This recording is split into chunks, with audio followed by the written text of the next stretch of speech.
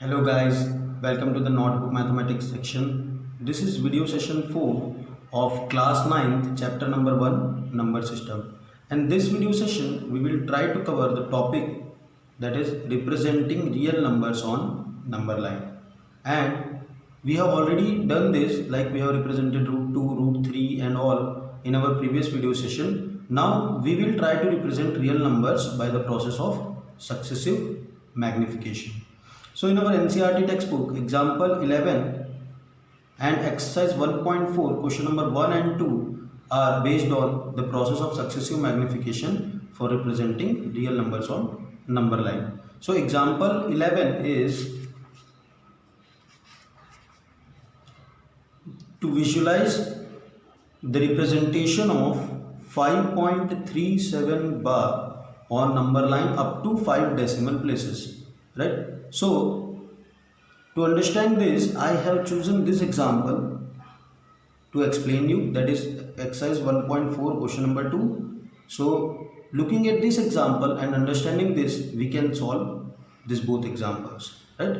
So we will see question number 2 of the exercise 1.4. Question number 2 is visualize 4.26 bar is there on 2 and 6 both on number line up to 4 decimal places, यानी 4 decimal places तक आपको ये जो number है 4.26 बार, इसको 26 पे बार है, इस नंबर को आपको नंबर लाइन पे रिप्रेजेंट करना है.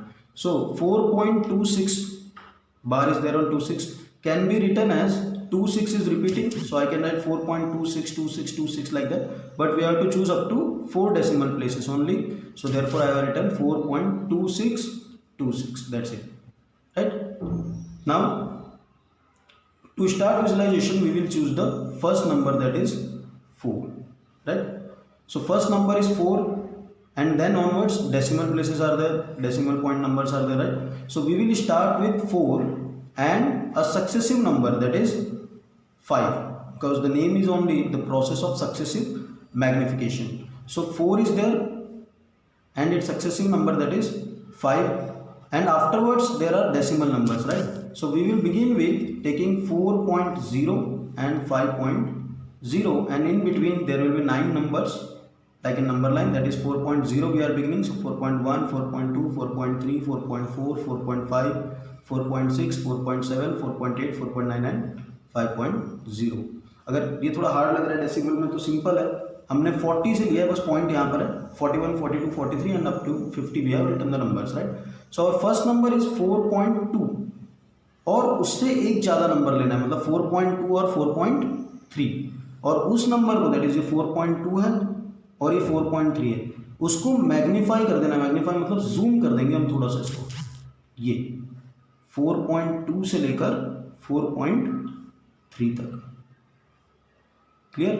सो 4.2 से 4.3 को हमने थोड़ा बड़े स्केल पे कर दिया है, और अब 4.2 लिया है हमने और यहाँ पर लिया 4.3.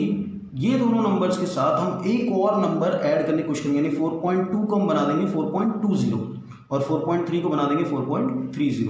अच्छा, क्यों 4.2 लिया है और उससे 4.3 तक? क्योंकि नंबर 4.2 के बाद है कुछ, समझ आ रहा है? 4.2 से थोड़ा ज़्यादा है, इसलिए 4.2 और 4.3 के बीच हमने इसको मैग्निफिकेशन किया हुआ है. तो यहाँ पे चाहो तो आप एक मैग्निफिकेशन टाइप बना भी सकते हो.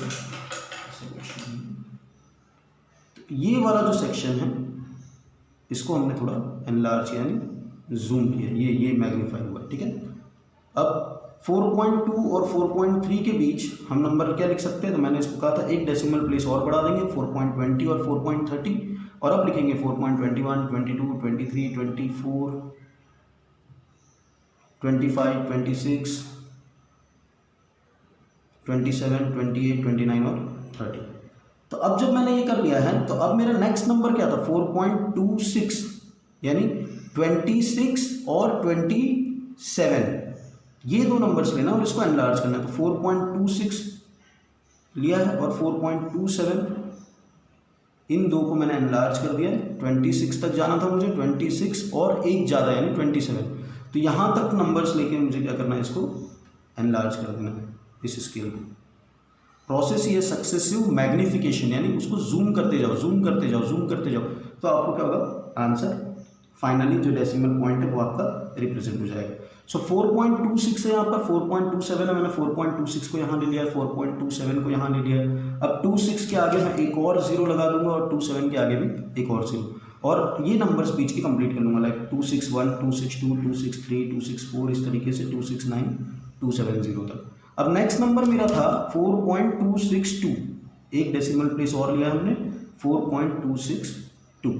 तो 262 वाले नंबर को और उससे एक ज़्यादा यानी 263, इस स्केल को मैं एनलार्ज कर दूंगा, 262 और 263, इस स्केल को थोड़ा सा एनलार्ज कर दिया जाएगा। और एनलार्ज करने के बाद इसके बीच हम फिर से वही डेसिमल रिप्रेजेंट करेंगे। तो 262 हमारा आ गया था यहाँ पे और 263, तो मैंने एक जीरो और ऐड किया है। अब यहाँ मुझे मिल गया 4.2620 और 2630, उसके बीच यानी 4.2620, 4.2630, उसके बीच मुझे नंबर्स लिखने हैं। तो 21, 22, 23, 24, इस तरीके से मैंने 30 तक नंबर्स लिख दिए। अब इनके बीच में मैं देख रहा हूँ कि 4.2626 यानी समथिंग ये नंबर मुझे यहाँ मिल गया, और यही मेरा क्वेश्चन कंप्लीट हो गया। मैंने विजुलाइज कर दिया इस नंबर को ऑन नंबर लाइन, और ये नंबर कहाँ पर है, ये नंबर मेरा समथिंग इन दो नंबर्स के बीच में, राइट, यहाँ पर। तो यानी यहाँ से सक्सेसिव जूमिंग करते हुए अगर जब हम आ रहे हैं तो ये नंबर मुझे यहाँ मिल गया। अंडरस्टूड। ये इन दोनों के बीच में 4.2 और 3 के बीच में यहाँ 4.2626 मुझे मिल गया। और इसी तरीके से आपको विजुलाइजेशन करना है। और भी दो क्वेश्चंस दिए, जैसे एग्जांपल 11 मैंने कहा है और एक्सरसाइज 1.4 का क्वेश्चन नंबर 1, तो ये क्वेश्चंस आप खुद ही सॉल्व कर सकते हैं। इजी है क्वेश्चंस बिल्कुल, और ये कभी कभी एग्जाम में पूछे जाते हैं। वैसे इतना इंपॉर्टेंट नहीं रखता है क्वेश्चन, बट फिर भी अगर आप एक बार कर लेंगे तो ये आपकी लर्निंग के लिए बहुत अच्छा है। तो अगला जो हमारा टॉपिक है वो है operation on real numbers. So real numbers हम पहले जानते हैं, real numbers are combination of both rational as well as irrational number. और ऑपरेशन मतलब हमें उन पे कुछ, अब तक तो बेसिक ऑपरेशन लाइक हमने पढ़ा हुआ एडिशन, सब्ट्रैक्शन, मल्टीप्लिकेशन, डिवीजन, तो इस तरीके के ऑपरेशन जो है वो हमें किस पे करने हैं, रियल नंबर्स पे, राइट। तो सबसे पहले हम देख लेते हैं एग्जांपल 13। तो उसमें दिया है ऐड 2√2 + 5√3 एंड √2 - 3√3। तो पहले इसको लिख लेते हैं, ये जो नंबर है ये 2√2 + 5√3, इसको ऐड करना है किसके साथ, √2 - 3√3। So addition is simple. We have to collect like terms as we are doing in our variables and constant वाले जो क्वेश्चंस होते थे उनमें हम यही करते थे। तो यहाँ भी रियल नंबर्स के केस में हम लाइक टर्म्स को पहले एक तरफ कर लेंगे। सो 2√2 + √2 एंड 5√3 - 3√3, यानी रूट वाले नंबर्स देख के आपको एक तरफ कर लेना है। तो ये रूट वाला नंबर है और ये रूट वाले, ये दोनों अलग है। देखिए यहाँ √2 है और यहाँ √3 है, उन नंबर्स को हमने एक साथ लिख लिया। अब कोफिशिएंट देखने की कोशिश किया कि यहाँ पे कोफिशिएंट 2 है, यहाँ कोफिशिएंट कुछ नहीं है, तो क्या होगा 1, यहाँ कोफिशिएंट 5 है और यहाँ कोफिशिएंट 3 है। तो उसके बाद √2 कॉमन निकाल लीजिए, इन दोनों में √2 था, बाकी बच गया नंबर 2 + 1 जो इसके कोफिशिएंट थे। सिमिलरली यहाँ भी आप √3 कॉमन ले लीजिए और उसकी कोफिशिएंट क्या बचा, 5 - 3। अब सिंपल हम जो कैलकुलेशन करते हैं 2 + 1 दैट इज 3 और उसके साथ √2 है प्लस 5 - 3 क्या है 2 और यहाँ बच गया √3। यहाँ पर आपका क्वेश्चन सॉल्व हो गया और इसको आप फर्दर कुछ भी एडिशन नहीं कर सकते। Next is multiply 6√5 / 2√5। तो मल्टीप्लाई का क्वेश्चन देख लेते हैं। यहाँ हमने देखिए एडिशन सब्ट्रैक्शन दोनों देख लिया, ऐसा समझ लीजिए, क्योंकि एडिशन है तो सब्ट्रैक्शन में भी यही रहेगा, बस थोड़ा सा हमें साइन कन्वेंशन फॉलो करना पड़ेगा। So next question is multiply 6√5 / 2√5। तो सिंपल है, 6√5 को मल्टीप्लाई करना है 2√5 से। क्या प्रोसीजर है हम देख लेंगे। सिंपल देखिए, नंबर से मल्टीप्लाई होगा और रूट वाले से मल्टीप्लाई होगा। दैट मीन्स 6 का मल्टीप्लीकेशन होगा 2 से, मल्टीप्लाई बाय √5 मल्टीप्लाई होगा √5 से। सो 6 2 = 12 मल्टीप्लाई बाय √5 का √5 से, तो रूट ऐसे ही रहेगा 5 5 = 25। सो इसको हम ऐसे लिख सकते हैं 12 मल्टीप्लाई बाय रूट 25, यानी 25 का रूट क्या होता है 5, right. Square root of 25 is 5, तो सिंपल है, यहाँ पे 12 5 60 इज द आंसर। ऐसे ही क्वेश्चन दिया हुआ है, डिवाइड 8 रूट 15 बाय 2 रूट 3। तो 8 रूट 15 को डिवाइड करना है 2 रूट 3 से, राइट। सो 8 रूट 15 को आप क्या लिख सकते हो, 8 तो वैसे का वैसे ही रहेगा, या 8 को भी और सिंपल लिख सकते हो, लाइक 2 मल्टीप्लाई 2 मल्टीप्लाई 2, 2 2 जा 4 2 जा 8। रूट 15 को लिख सकते हो आप रूट 3 मल्टीप्लाई बाय 5, और डिनोमिनेटर में आ गया मेरा 2 multiply by root 3। So root 3 multiply by 5 को हम रूट 3 और रूट 5 अलग अलग भी लिख सकते हैं, इसी वजह से मेरा रूट 3 से रूट 3 डिवाइड हो जाएगा, 2 से 2 डिवाइड हो जाएगा, तो क्या बच गया 2 2 जा 4, और यहाँ रूट के अंदर क्या बच गया 5, ये हो गया मेरा answer 4 root 5। So division simple है, आप फैक्टर्स ले लीजिए, राइट। फैक्टर्स लेके आप उनको उसके बाद सीधा सीधा जो कट हो रहा है या फिर डिवाइड हो रहा है उस तरीके से डिवाइड कर दीजिए, तो आंसर जो बचेगा वो आपका फाइनल आंसर, राइट। नेक्स्ट जो टॉपिक है वो है to represent root x for any positive real number geometrically. तो अब इस चीज को समझते हैं कि अगर मान लो मुझे कोई नंबर रूट एक्स, कोई भी नंबर एक्स, इसको रिप्रेजेंट करना है ज्योमेट्रिकली, राइट, तो हम इसको कैसे करेंगे। तो सबसे पहले ये थियरी पार्ट है, तो इसको समझ लेते हैं। सबसे पहले जो भी एक्स है उतनी मार्किंग की आप एक लाइन खींच लीजिए with scale, right.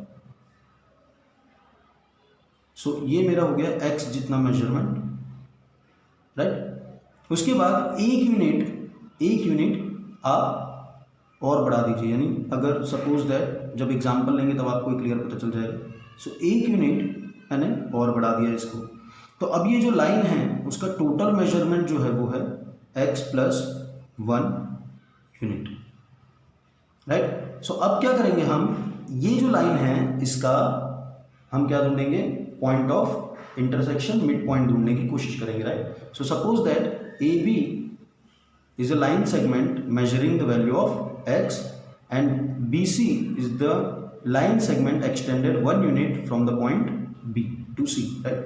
Now we will find the midpoint of AC.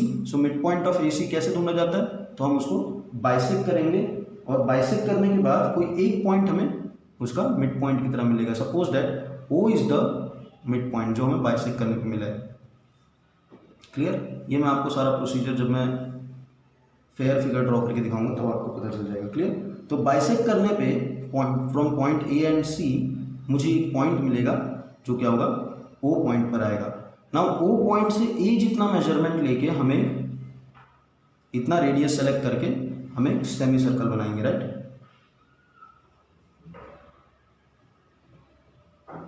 एक सेमी सर्कल ड्रॉ करेंगे, और अब सेमी सर्कल ड्रॉ करने के बाद मैंने कहा O सेंटर लेके A जितना रेडियस लेके हम एक सेमी सर्कल ड्रॉ करेंगे, राइट। सेमी सर्कल ड्रॉ करने के बाद हम क्या करेंगे, इस B पॉइंट से परपेंडिकुलर खींचेंगे, from this B point perpendicular खींचेंगे, और ये कहीं D पर ज्वाइन करेगा। तो अब ये फिगर देख के कुछ आपको याद आ रहा है, this is right angle figure, right angle triangle दिख रहा है, और राइट एंगल ट्राइंगल में जो ये BD का मेजरमेंट है ये कितना होगा, तो ये फाइंड कर लेते हैं, राइट। तो सबसे पहले देखिए OD जो है that is radius of circle, clear. OD O centre से लेकर सेमी सर्कल पे कोई पॉइंट तक दैट इज रेडियस, राइट। ये रेडियस है, तो रेडियस कितना है, तो ये चीज फाइंड कर लेते हैं। देखिए सबसे पहले रेडियस कितना होगा, तो ये देख लेते हैं, ये पूरा डायामीटर है। So diameter AC is equal to कितना था, x प्लस 1। सो रेडियस क्या होगा, half of diameter that is x plus 1 by 2, यही होगा रेडियस। अब रेडियस मिलने के बाद देखिए OA भी रेडियस है, OC भी रेडियस है, इवन OD भी रेडियस है। So OD is radius that is equal to x plus 1 by 2, clear. अब OB का मेजरमेंट क्या होगा, देखिए अगर मुझे ये पता है तो मैं ये ढूंढ सकता हूँ पाइथागोरस थ्योरम से। ये 3 वैल्यू यूज होते हैं पाइथागोरस थ्योरम में, और इनमें से अगर मुझे 2 पता है तो मैं थर्ड की वैल्यू फाइंड कर सकता हूँ। सो OB फाइंड करना है। सो OB इज इक्वल टू, आप ऐसा समझिए, OC में से अगर मैं BC माइनस कर दूँ, OC में से अगर इतना पार्ट निकाल दूँ, ये OC है, इसमें से अगर इतना पार्ट निकाल दिया जाए तो क्या बचेगा, OB। तो OB is equal to OC minus BC, यही हो रहा है, OB is equal to OC minus BC। OC की वैल्यू क्या है, OC इज नथिंग बट वही रेडियस, तो रेडियस कितना आया था हमारा x प्लस 1/2, BC कितना है 1, तो यहाँ हम सब्ट्रैक्शन कर लेंगे, एलसीएम निकालना पड़ेगा हमें, तो x plus 1 minus 2 divide by 2। कैसे किया, तो इस नंबर को इससे मल्टीप्लाई, x प्लस 1 से मल्टीप्लाई होगा, कोई भी नंबर 1 से मल्टीप्लाई होता है तो वही होता है उसका वैल्यू, माइनस इस नंबर को इससे मल्टीप्लाई, 1 2 ज़ा 2, और नीचे वाले दोनों नंबर्स को मल्टीप्लाई कर दो, 2 1 ज़ा 2। सो ये कुछ ऐसा हो गया, x plus minus minus 2 minus 1 sign of greater number divide by 2, तो ये हो गया वैल्यू OB का, राइट। OD निकाल लिया हमने, OB निकाल लिया, अब पारी है BD निकालने की। सो बाय पाइथागोरस थ्योरम, अब हम अप्लाई कर देंगे पाइथागोरस थ्योरम, राइट। सो ये जगह पे कर देते हैं यहाँ पे। So by Pythagoras theorem, right, क्या होता है, hypotenuse square is equal to base square plus height square. तो भाई ये जो है, अब मुझे फाइंड करना है BD, तो मैं इसको यहाँ सब्ट्रैक्ट कर दूँ, so OD square is equal to, ये यहाँ के माइनस हो गया, is equal to BD square, और अगर ये सॉल्व कर लिया तो ये स्क्वायर है, यहाँ के रूट हो जाएगा, क्लियर। सो OD की वैल्यू हमने पहले से फाइंड कर रखी है, x plus 1/2, so x plus 1/2 square minus OB is x minus 1/2 square which is equal to BD square, clear. तो अब इसको थोड़ा डिटेल में कर लेते हैं। सो ये हमारा इक्वेशन था, x plus 1/2 square minus x minus 1/2 square equal to BD square. तो ये a है, ये b है, और आपने फॉर्मूला पढ़ा है, a square minus b square is equal to a plus b a minus b। तो यहाँ पर ये पूरा अगर मैं a मान लूँ, that is let a be x plus 1/2 और b मान लूँ मैं x माइनस 1/2, और ये यहाँ पे अप्लाई कर दूँ, सो ये पूरा मेरा a है, ये पूरा b है, तो ये फॉर्म में किस फॉर्म में, a square minus b square form में, देखिए तो उसका वैल्यू क्या होता है, a plus b a minus b, ये आइडेंटिटीज है, राइट। सो उसके according, so a square minus b square that is x plus 1/2 square minus x minus 1/2 square is equal to क्या होना चाहिए, a प्लस बी, a क्या है x plus 1/2 plus x minus 1/2, और दूसरा होगा x plus 1/2 minus x minus 1/2। तो denominator same है यहाँ पर, तो ऊपर हो जाएगा x plus 1 plus x minus 1, यहाँ भी डिनोमिनेटर सेम है, तो x प्लस 1, और क्योंकि माइनस है तो सबका साइन चेंज हो जाएगा ब्रैकेट खुलने के साथ साथ। सो denominator is 2, x plus x 2x, और प्लस 1 माइनस 1 कट गया यहाँ पर, यहाँ भी x माइनस x कट गया, 2 1 प्लस 1 दैट इज 2/2, है ना, तो 2 1 ज़ा 2, यहाँ भी 2 से 2 कट गया, तो सिर्फ बच गया x। सो ये वैल्यू x किसकी थी, BD स्क्वायर की, BD square is equal to x, और स्क्वायर यहाँ से जब यहाँ जाएगा तो वो हो जाएगा रूट x। तो ये हमने जो सॉल्व किया है उसके बेस पर हमें पता चल गया कि BD की जो वैल्यू है वो क्या है, रूट x की वैल्यू है, जो हमें रिप्रेजेंट करना था, है ना। तो हम आ जाते हैं इस तरफ, BD की वैल्यू मिली है, वो एक्चुअली क्या रिप्रेजेंट कर रही है, रूट x रिप्रेजेंट कर रही है, तो यहाँ BD जो है वो क्या है, रूट x, है ना। हमें क्या करना था, टू रिप्रेजेंट रूट x, और ये जो BD हमें मिल रहा है वो क्या है, रूट x है।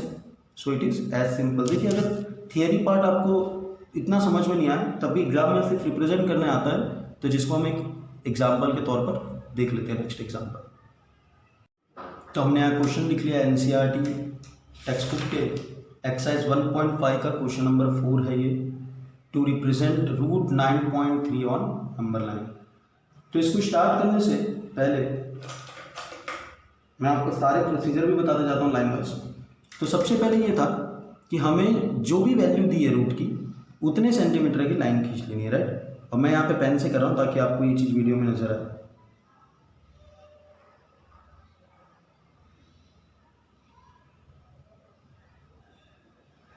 क्लियर।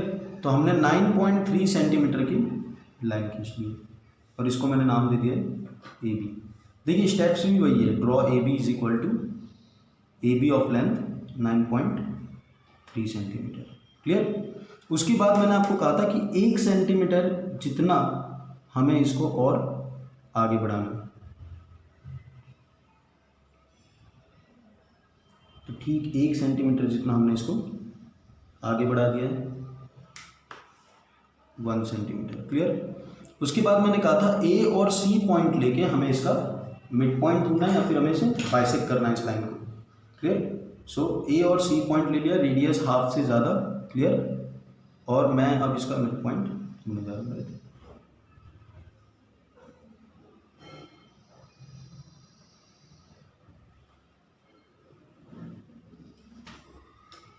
तो ये 2 पॉइंट की मदद से, ये 2 पॉइंट्स जो मिले मुझे, इन दोनों की मदद से हम क्या करेंगे, यहाँ पर एक मिड पॉइंट बना लेंगे। ये है मेरा मिड पॉइंट, राइट, जिसको मैंने नाम दे दिया ओ। अब क्या करना है, ओ सेंटर लेकर, वो मैंने सेंटर लिया है। क्लियर। ए जितना रेडियस लेना है आपको,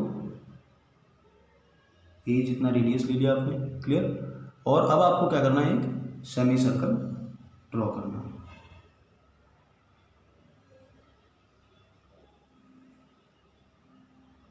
क्लियर।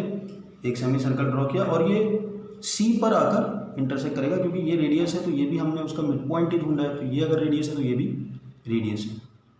तो ये आपका सेमी सर्कल बन गया है। अब उसके बाद क्या करना है, बी पॉइंट से 90 डिग्री, 90 डिग्री मतलब एकदम स्ट्रेट लाइन, ये मार्किंग अगर आप चेक करेंगे तो इससे बना लेंगे आप इजीली, या तो यूजिंग प्रोटेक्टर ऑल्सो आप कर सकते हैं। तो एक स्ट्रेट लाइन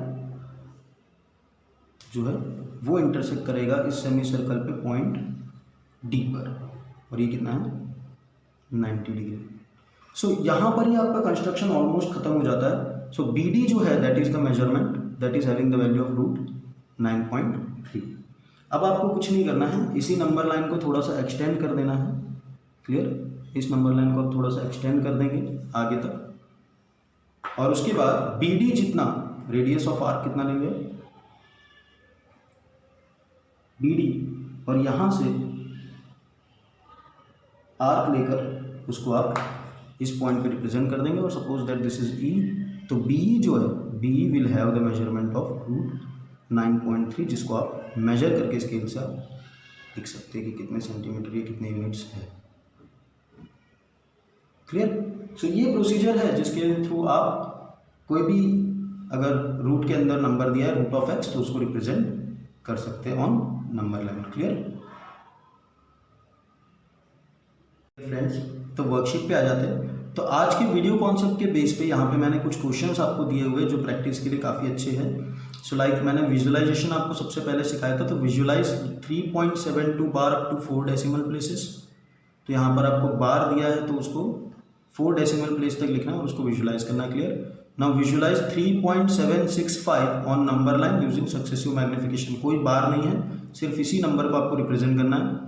फिर हमने देखा था सॉल्व द फॉलोइंग, तो ये किस पे बेस्ड है, based on operation on real numbers. उसमें मैंने आपको एडिशन सब्ट्रैक्शन का भी टेक्निक बताया था, मल्टीप्लिकेशन एंड डिवीजन, तो उसके बेस पे कुछ 5 क्वेश्चन यहाँ पे दिए मैंने। Then represent root 6.7 on number line and represent root 3.5 on number line. और इसमें आप स्टेप्स भी लिखे तो बेटर रहेगा, right, steps of construction. Clear.